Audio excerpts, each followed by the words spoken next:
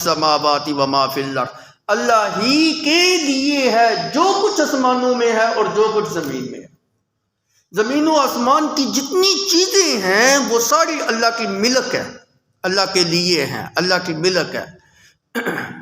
زمین ہے، آسمان ہے، سورج ہے، چاند ہے، ستارے ہیں، نظام شمسی ہے، نظام فلکیات ہے۔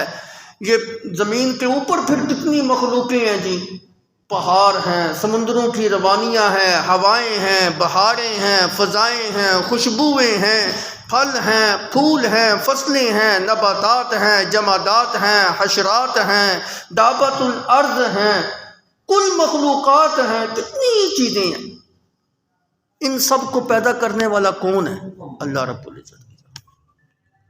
اور ایک چھوٹے سے جملے کے اندر اللہ خالق کل شیء، یوں سمجھیں اللہ نے پورے سمندر کو کوزے کے اندر بند کر دیا ہے۔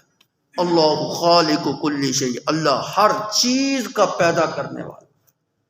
تو خالق بھی وہ ہے اور مالک بھی وہی ہے، ملک بھی اسی کی ہے اور خلق بھی اسی کی ہے۔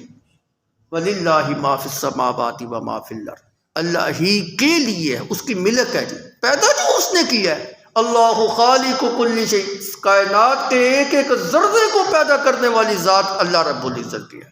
انسان ہے نا، یہ آگے دیکھتا ہے، پیچھے نہیں دیکھتا۔ اللہ کہتے ہیں تو آگے بھی دیکھ، پیچھے بھی دیکھ، دائیں بھی دیکھ، بائیں بھی دیکھ، اوپر بھی دیکھ، نیچے بھی دیکھ۔ جس سمت کے اندر تو دیکھ لے، جو چیز بھی تجھے نظر آئے گی نا، وہ اللہ کی خلق بھی ہے اور ملک بھی ہے۔ کائنات کا ایک ذرہ ایسا نہیں ہے جو اللہ کی خلق اور ملک نہ ہو۔ ہر چیز کو پیدا کرنے والی ذات تو اللہ رب العزت کی ہے۔ یہی بات بتلائی گئی، وَلِلَّهِ مَا فِي السَّمَاوَاتِ وَمَا فِي الْأَرْضِ، زمین و آسمان کے اندر جو کچھ ہے وہ اللہ کا ہے۔ تو خلق اللہ کا ہے، جب خلق اللہ کا ہے تو ملک بھی اس کا ہے، جب ملک اس کا ہے تو پھر اگلی بات تو ویسے ہی سمجھ آ گئی جی کہ اختیار بھی اسی کا ہے، قبضہ بھی اسی کا ہے، تسلط بھی اسی کا ہے، ان کے اوپر حکمرانی بھی اسی کے اوپر ہے، مدبر فی الامور بھی وہی ہے، تدبیریں کرنے والا بھی وہی ہے، حکموں کو نافذ کرنے والا بھی صرف اور صرف وہی ہے، کوئی اور نہیں۔ متصرف فی الامور بھی وہی ہے، اسی کے حکم سے دن آ رہا ہے، رات جا رہی ہے، اندھیرا آ رہا ہے، اجالا آ رہا ہے، اسی کے حکم سے دن چھوٹا ہو رہا ہے، رات بڑی ہو رہی ہے، رات چھوٹی ہو رہی ہے، دن بڑی ہو رہی ہے، اسی کے حکم سے ہوائیں چل رہی ہیں جی، اسی کے حکم سے نباتات اگ رہی ہیں جی، اسی کے حکم سے سمندروں کی روانیاں ہیں جی، اسی کے حکم سے یہ پھل پھول فصلیں نباتات جو ہے نا زمین سے جو نا باہر آ رہی ہیں، اسی کے حکم سے زمین اپنے خزانوں کو باہر جو ہے نا اگل رہی ہے، جس سے انسان استفادہ حاصل کرتا ہے۔ ملک بھی اسی کا ہے، خلق بھی اسی کا ہے، تو پھر مدبر بھی وہی ہے، متصرف فی الامور بھی وہی ہے، آرڈر بھی اسی کا ہے، حکومت بھی اسی کی ہے۔ بس تو جب یہ بات سمجھ آ گئی کہ خالق بھی وہ، مالک بھی وہ، متصرف فی الامور بھی وہ، تو اگلی بات تو ویسے ہی سمجھ آ گئی کہ جب ساری کائنات مخلوق ہے، وہ اکیلا خالق ہے، تو پھر عبادت تو خالق کی کرنی ہے، مخلوق کی نہیں کرنی۔